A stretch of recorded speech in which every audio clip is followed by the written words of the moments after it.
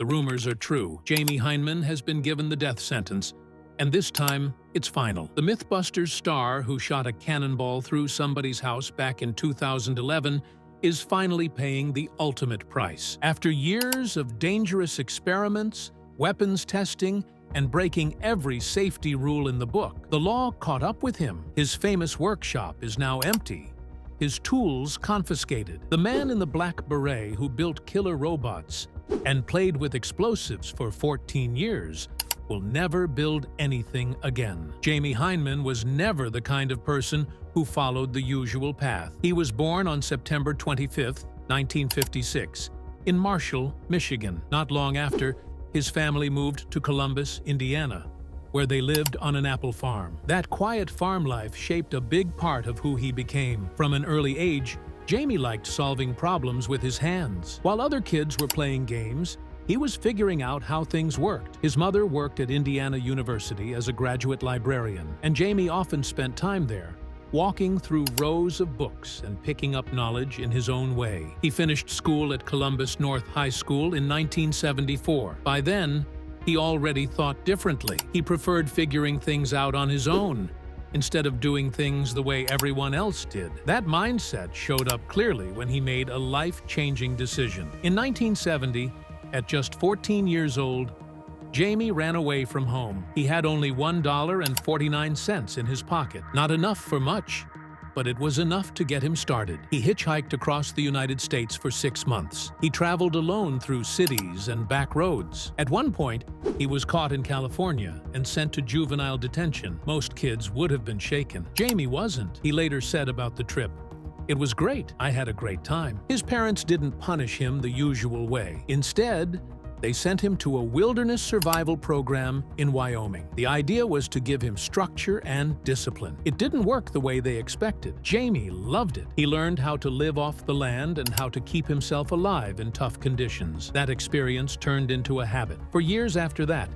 he would head into the wild alone for weeks at a time. He didn't need much, just the tools to survive and the space to think. In 1974, the same year he finished high school, he made another unusual move. With help from his father, Jamie bought a pet shop in Columbus. He was just 15 years old. While other teenagers were going to parties or football games, Jamie was running a business. He sold birds, snakes, rodents, and animal food. He even raised a lion cub on the family farm. That pet shop gave him his first real taste of running something on his own. He kept it going until 1977, then sold it and left to study at Indiana University. Even in college, he didn't pick a typical subject. He chose Russian linguistics.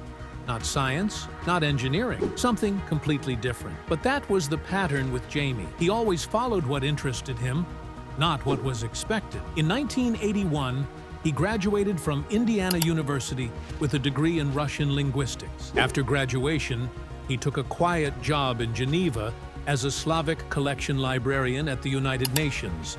But that world didn't suit him. He felt trapped. So in 1984, he decided to leave it behind and chase something different. He flew to the Caribbean to learn how to sail. Within 1 week, he bought his own boat. 6 months later, he had earned a dive master license and was running charter trips in the Virgin Islands. He took people diving and showed them the ocean. He also met his future wife, Eileen Walsh, that same year. They got married in 1989. For about 4 years, Jamie lived at sea. But over time, the work began to feel routine. He needed a new challenge. So in 1988, he left the water behind and started spending his days in libraries again. This time, he wasn't studying language. He was looking for a new career. After digging through books and researching different industries, he found something that sparked his interest: special effects. It combined creativity with problem solving. It wasn't just art or science, it was both. He moved to New York and started from the bottom. He worked as a shop assistant in special effects studios. He learned how to build props, mold materials, and create illusions that worked on screen. Step by step, he picked up the skills he would later use on Mythbusters. By the late 1980s, Jamie had built a small portfolio and decided to move again. This time, he headed to San Francisco. The Bay Area was a center for effects-heavy productions. Jamie fit right in. His work got better and more technical. By the 1990s, he had started doing commercials. And that's where things really took off. In 1995, 7-Up asked if he could build a vending machine that spit out cans on command. Jamie said yes. Then he added, for the right price, I could invent a vending machine that would send cans into orbit. What he built was a working machine that fired cans with precise air pressure. It looked normal from the outside, but inside it was a complex piece of engineering. It became one of the most famous advertising props of the decade. Another major invention came in the form of a Nike prototype. It was a two-wheeled football shoe that let actors glide across the ground. This design later became U.S. patent number 6,458,008. Before CGI was everywhere, Jamie made commercials look magical using real mechanics. Between 1990 and 2003, he worked on over 800 commercials. His clients included Sega, Coca-Cola, Burger King,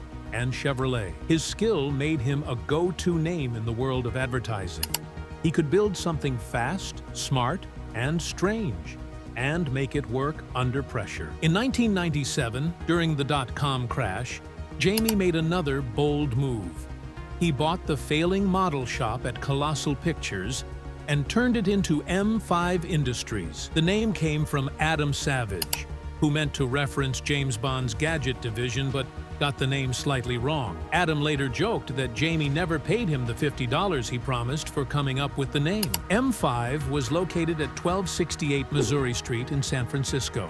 It was packed with metal lathes, milling machines, and all kinds of tools. The shop could build anything. Early on, it worked on movies like James and the Giant Peach and The Nightmare Before Christmas. But the industry was changing. More effects were going digital. Jamie knew M5 would need something new to survive. In 2002, Discovery Channel reached out with an idea for a show. At first, it was called Tall Tales or True. Jamie saw it as a chance to keep the shop alive. On January 23, 2003, Mythbusters premiered. M5 became the lab for the show. Its red walls and scattered workstations became part of the set. Over 14 years and 296 episodes, the shop turned into a symbol of hands-on science. Viewers got used to seeing Jamie in his beret, standing in the middle of flying debris and flying myths. Some of the show's stars got their start inside M5. Carrie Byron and Tori Bellisi were both working there before they stepped in front of the camera. After the series ended in 2016, M5 shifted again. It stopped doing entertainment work and focused on real-world problems. One of Jamie's projects was an unmanned firefighting tank designed to help stop California wildfires. Before all this, Jamie had already worked on major films. Between 1987 and 1993, he built effects for some of the most unique movies of the time. In RoboCop, 1987, he helped design parts of the futuristic armor and mechanical movements that gave the film its gritty style. In Arachnophobia, 1990, he built mechanical spiders that could crawl, jump, and move in creepy, lifelike ways. He made over 30 different spider designs before the director was satisfied. One of his strangest projects was Naked Lunch, 1991, a surreal film based on the novel by William Burroughs. Jamie helped build insect typewriters, bizarre machines that looked like part bug and part typewriter. They blinked, moved, and whispered. None of it was digital. It was puppetry, animatronics, and pure imagination. By the time Mythbusters made him famous, Jamie Hyneman had already built a career filled with weird, brilliant, and unforgettable machines. On January 23, 2003, Mythbusters aired its first episode on Discovery Channel. Jamie co-hosted the show with Adam Savage. The two were complete opposites. Jamie was calm and focused. Adam was loud and full of energy. But together they created something unique that made science feel exciting. For 13 years, they worked side by side. The show ended on March 6, 2016. During that time, they tested 769 myths. They ran 2,391 experiments. They used over 12 tons of explosives. Jamie used his workshop, M5 Industries in San Francisco, as the main testing ground. It was filled with tools, machines, and creative solutions. It was also where some of their biggest ideas came to life. Even though they worked well on camera, Jamie and Adam didn't have a close friendship. Offset, they kept their distance. They were professional, but rarely socialized. That didn't matter. Their differences helped shape the show. Jamie's method was simple. He believed in starting with the exact claim. If that didn't work, they would slowly push the limits to find out what could make it possible. Some myths became competitions. They tried to cool beer the fastest or find a needle in a haystack. Jamie stayed methodical. Adam leaned into wild ideas. Viewers loved the contrast. It was fun to watch, but also showed how different paths could lead to the same answer. What most people didn't know was that many experiments were tested far more than what aired. Jamie later said they often tried dozens of versions. Only a few made it into each episode. Then came the Cannonball incident.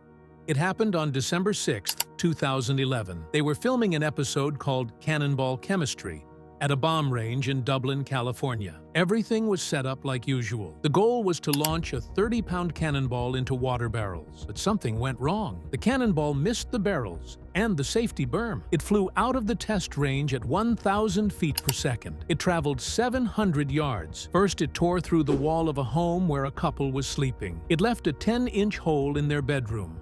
Then it bounced across Casata Place. It hit the roof of another house. After that, it crashed through the window of a minivan. Jasbir Gill had just stepped out of that van. He said later, "I looked inside and there was a big cannonball. It was a good 5 to 10 inches. I was scared.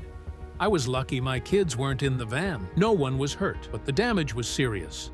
The couple didn't even hear the impact. They only woke up when the dust started to settle from the wall. The show shut down filming right away. Jamie and Adam went to apologize in person. Adam said, "This is the worst we can imagine happening. I have kids of my own. I have a house of my own. I can't imagine how angry I would be to find this happening to it." On February 22nd, 2012, Adam and Carrie Byron spoke at Dublin High School. It was part of a community event after the accident. Over 1,000 people attended. After that, the team moved all future explosive tests to a remote rock quarry. They never filmed at that bomb range again. The team often seemed free to do whatever they wanted, but there were limits. In one episode, they tried to test the safety of RFID chips in credit cards. As they started researching, they reached out to Texas Instruments. But instead of getting help, they were suddenly contacted by lawyers. These weren't just any lawyers. They came from Visa, American Express, and Discover. The message was clear. The credit card companies didn't want the episode to air. Discovery Channel depended on ads from those companies. They backed off and canceled the segment. Adam talked about this later at a hacker conference. He said Discovery was way outgunned. The legal pressure was too much. That wasn't the only time content got blocked. They once filmed an episode about a Civil War legend. A soldier had been shot in a sensitive area, and the story claimed that the bullet carried his reproductive fluid into a woman nearby. She later became pregnant. It was strange, but interesting. Discovery let them test it, but banned the use of proper scientific terms. The team had to say things like genetic legacy instead. Oddly, Discovery had no issue with a full episode about flatulence. That one aired without edits. The limits didn't always make sense. Still, the team worked around them. After Grant Imahara left the show in 2014, he appeared in ads for McDonald's. Some fans didn't like it. They felt it mixed science with fast food in a way that didn't feel right. It raised questions about how much control networks or sponsors had over science content. When the show ended in 2016, Jamie quietly stepped away from the spotlight. He avoided interviews.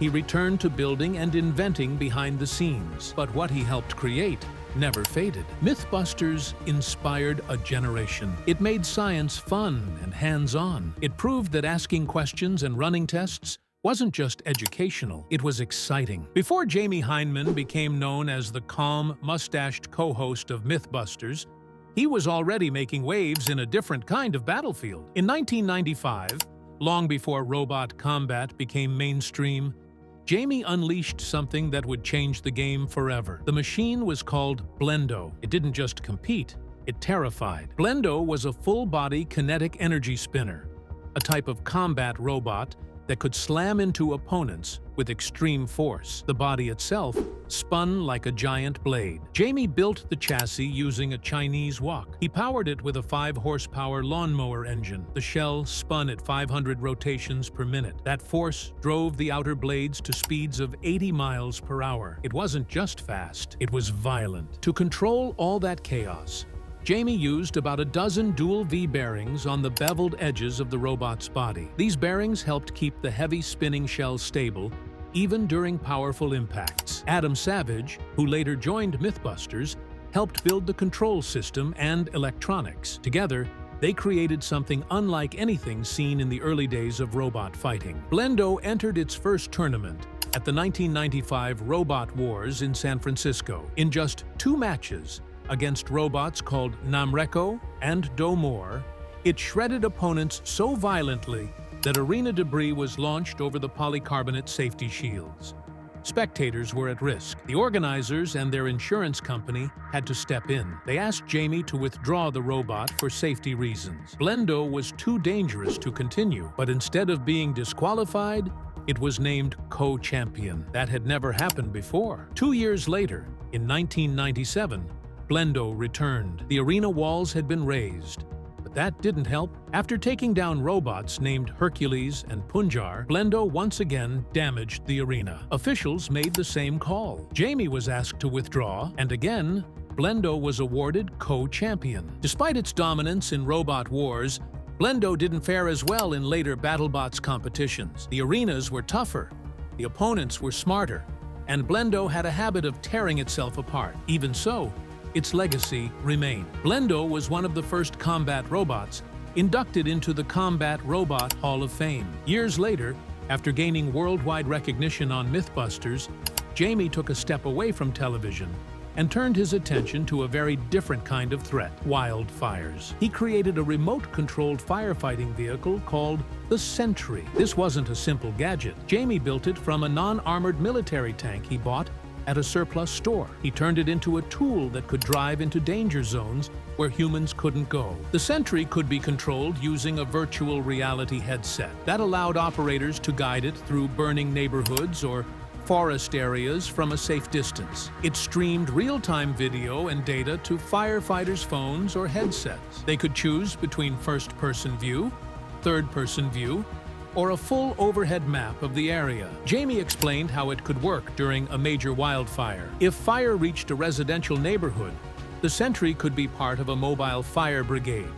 Instead of sending firefighters into deadly conditions, they could control these machines remotely and hold the line. The idea for the Sentry actually came from a robot Jamie had once built for a 7-Up commercial. That earlier robot used tank treads and could launch soda bottles through the air. He saw the potential for something bigger. Jamie admitted that full autonomy might take years, but remote control systems were ready now, and the fires weren't waiting. So his focus was simple: get the technology into action before lives were lost. Around the same time, Jamie was also working on a system that quietly transformed sports broadcasting. It was called Wavecam. Unlike traditional fixed-position cameras, Wavecam could glide through the air on nearly invisible cables, giving dynamic overhead shots of basketball games, football plays, or even concerts. Jamie designed the camera system using a Stewart platform. This setup included 2 platforms joined by 6 adjustable legs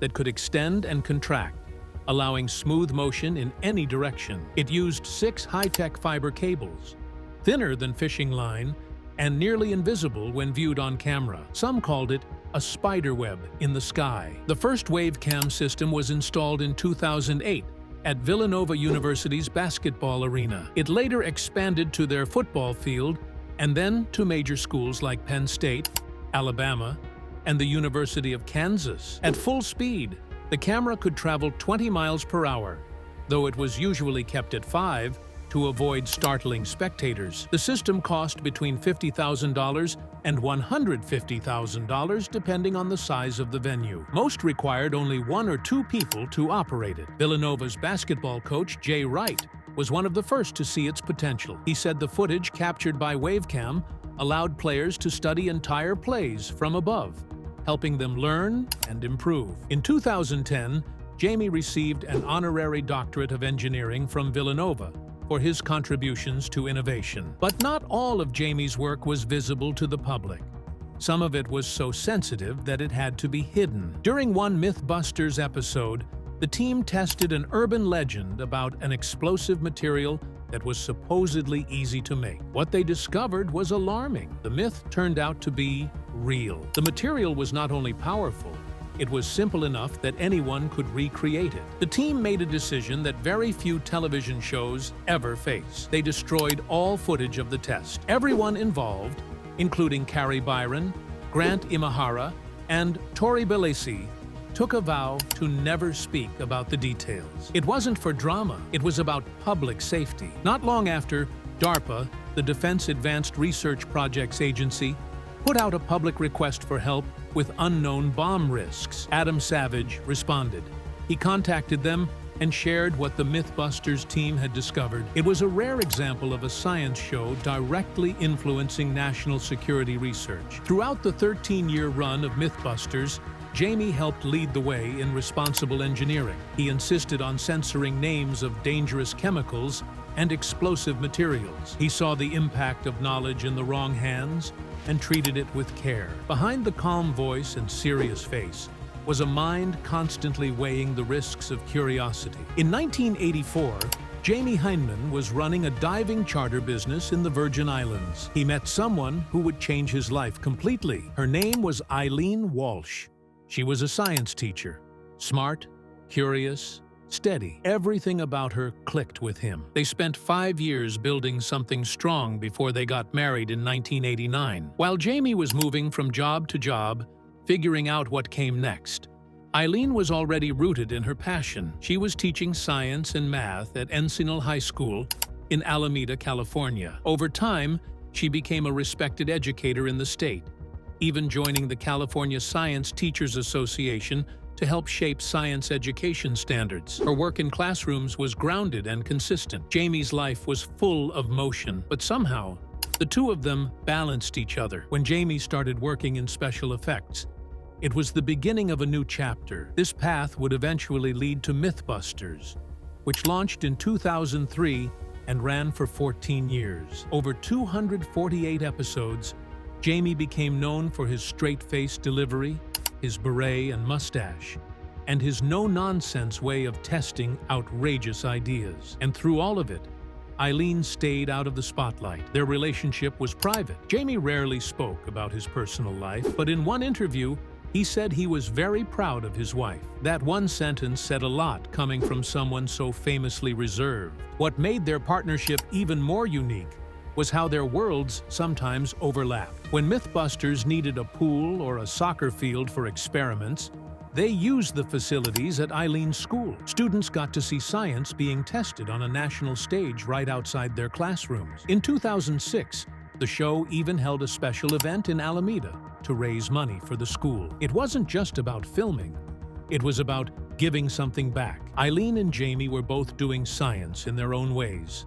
One was on TV, one was in the classroom. There's another layer to Jamie that shaped how he worked and how he communicated. While he has never been formally diagnosed, Jamie has said he believes he shows signs consistent with autism spectrum disorder. That belief helps explain his extreme focus, his careful planning, and his very direct way of speaking. On Mythbusters, this came through clearly. Every test he did followed a clear process. Every result was treated with care. Adam Savage, his co-host, once said they received messages from parents every day telling them their autistic children would calm down just to watch the show. In Adam's words, "If Jamie and I are the patron saints for autistic spectrum disorder, we're proud of that." Jamie's connection with those viewers wasn't just by chance.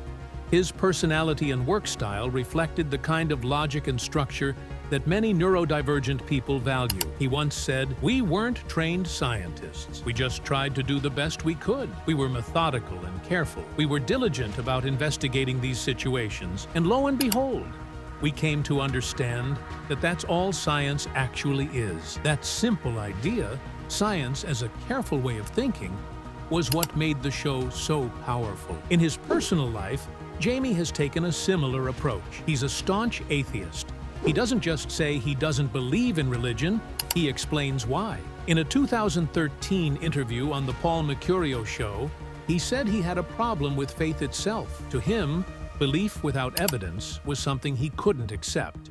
He said, "It's like you're accepting something without question, and I don't understand why anyone would want to do that." That mindset has shaped everything from the way he runs experiments to the way he thinks about the world. Jamie and Eileen never had children. Instead, they built a life centered around science, curiosity, and precision. Jamie reached millions through television. Eileen quietly guided young minds in her classroom. Their home was one where questions mattered, where logic had a place, where the scientific method wasn't just a tool, it was a way of life. After Mythbusters aired its final episode in March 2016, Jamie Hyneman didn't feel what most might expect. While Adam Savage went through what he called all the Kubler-Ross stages of grief, Jamie simply said, "I'm relieved that it's over, and I'm looking forward to what's next." That single sentence said a lot. After 14 years of testing explosions, myths, and high-speed crashes, he was ready to walk away. Not just from the show, but from television itself. Jamie never planned for Mythbusters to last. When it first started, he thought they had maybe 3 episodes of material. Urban legends were interesting, sure, but in his mind, the idea wasn't made to last. What followed surprised even him. 14 seasons, hundreds of myths tested, and a global audience that turned a quiet special effects expert into an unlikely science icon. But for Jamie, enough was enough. He didn't want to stay in the spotlight any longer than necessary. Since 2016, he's focused on real-world projects. No cameras, no sound stages, just him and his machines. Away from television, Jamie has continued working through M5 Industries, his San Francisco-based development company. That's where he was long before Mythbusters began. He never stopped building and testing. He just stopped filming it. In 2014, 2 years before the series ended, he joined Bimba Manufacturing as Director of Strategic Development. He'd been using their products for decades, and now he was helping guide their future. Robotics, advanced prototypes, new tech, he was all in. By 2021, Jamie had taken another step that surprised many. He became a professor of practice at LUT University in Finland. In his own words, since Mythbusters ended, he had been trying to validate himself in the real world by focusing on solving actual problems. That wasn't just talk. During the COVID-19 pandemic in 2020, Jamie worked with Indiana University's School of Public Health to create better PPE for medical workers. It wasn't for publicity. It was simply the right thing to do. What's striking is that Jamie doesn't have a formal background in science or engineering. He studied Russian language and linguistics at Indiana University, but his impact on science education has been enormous. That's been recognized in some very real ways. In 2012, Indiana University gave him the Distinguished Alumni Award. The dean praised his creative and widely respected contributions to science education. That same year, he received an honorary doctorate in engineering from Villanova University. Then, in August 2020, Indiana University awarded him the Bicentennial Medal for expanding the university's reach in a unique way. And in the Netherlands, the University of Twente gave him another honorary degree for his work popularizing science and technology. Jamie never claimed to be a scientist, neither did Adam. They were just curious, careful, and methodical. In interviews, Jamie said that what they discovered was that science wasn't some distant thing.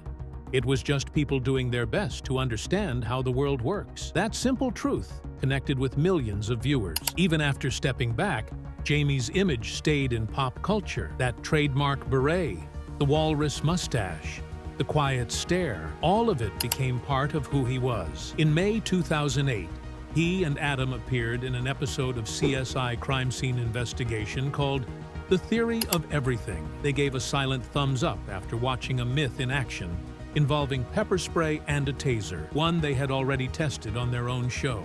In February 2012, The Simpsons featured animated versions of the duo in an episode called The Daughter Also Rises. They appeared as the Myth Crackers, launching a stuffed animal from a cannon to test if cats always land on their feet. It was absurd and hilarious, but it showed just how deeply they had become part of pop culture. Their cameos didn't stop there. In the 2006 film The Darwin Awards, they showed up as army surplus dealers during a scene about a rocket car, one of the most famous myths from their series. In 2014, they lent their voices to Phineas and Ferb, Star Wars, playing stormtroopers. And in 2015, they even returned for a special Mythbusters Simpsons crossover where they tested if Homer could really stop a wrecking ball with his stomach.